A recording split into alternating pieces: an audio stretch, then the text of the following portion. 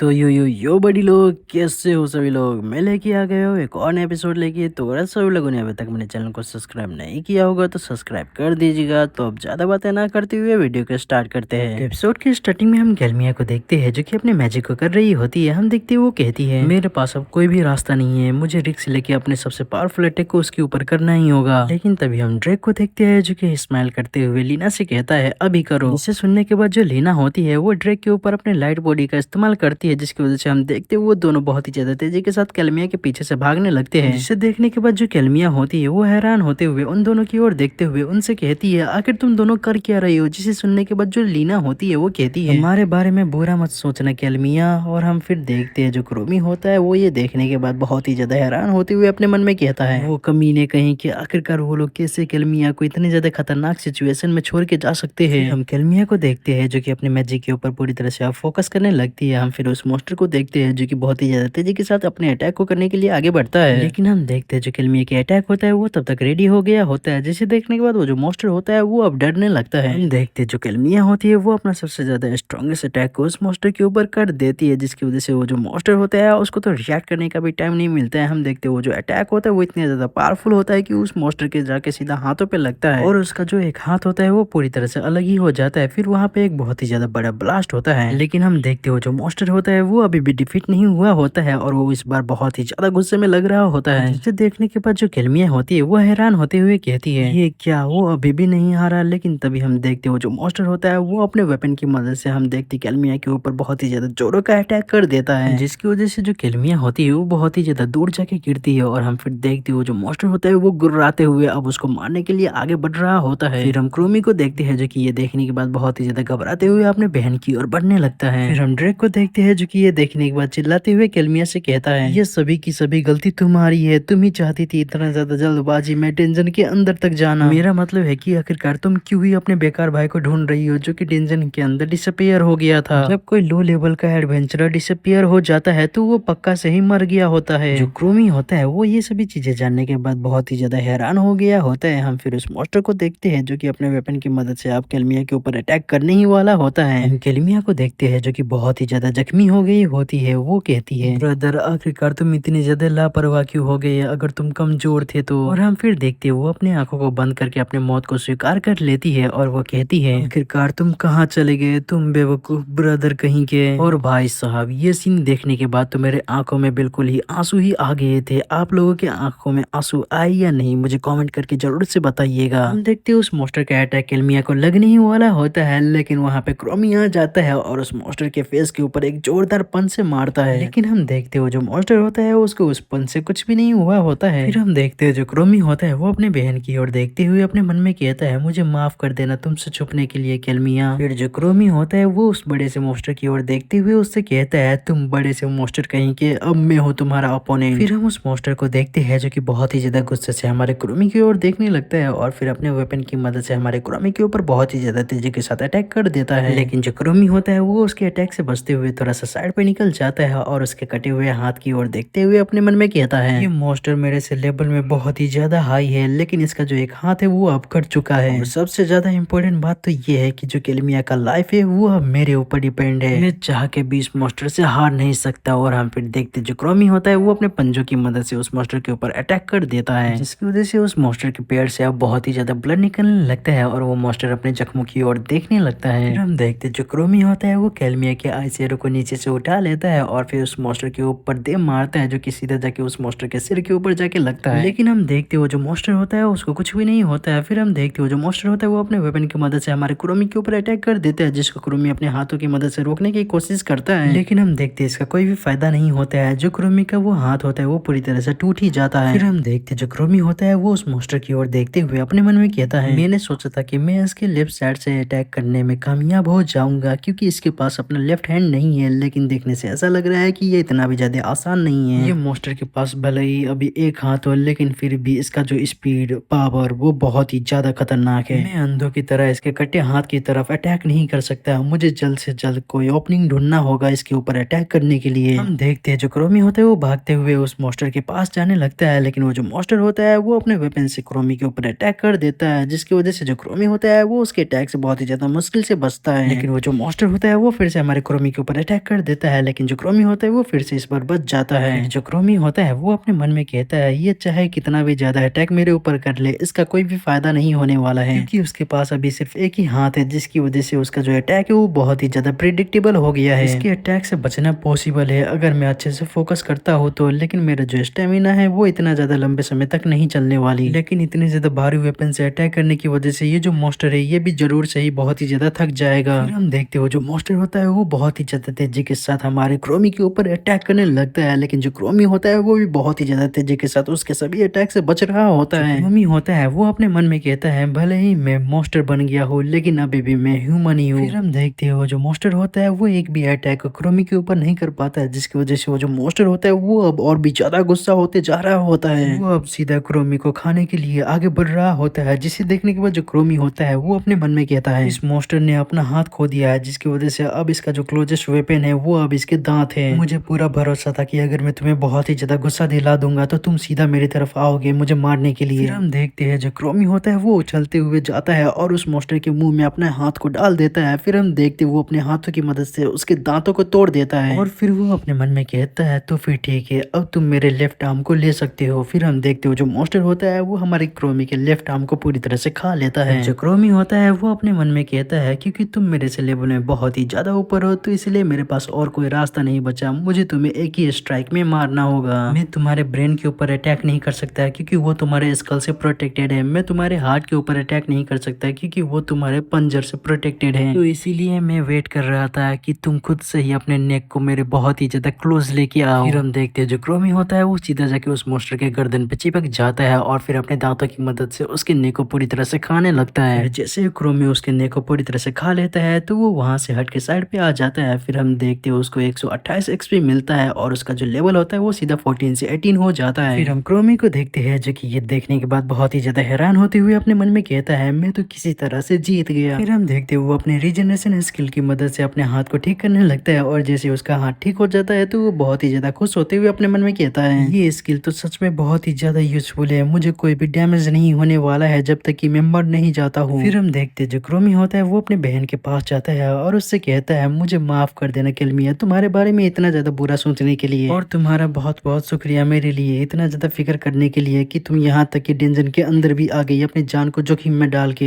लेकिन जो हमारा ये एपिसोड होता है वो यहीं पे खत्म हो जाता है। आशा करता हूँ कि आप सही लोगों को ये नया एपिसोड पसंद आया होगा, और अगर पसंद आया होगा तो सही लोगों को कुछ नहीं करना, बस लाइक कमेंट शेयर और सब्सक्राइब कर देना है। और जाने से पहले आप सभी लोग मेरे सेकंड चैनल और गेमिंग चैनल को भी सब्सक्राइब कर दीजिएगा, जिनका लिंक आप सभी लोगों को डिस्क्रिप्शन के अंदर मिल जाएगा। तो फिर मिलते हैं फिर किसी और नए वीडियो के साथ, तब तक के लिए टाटा बाय बाय।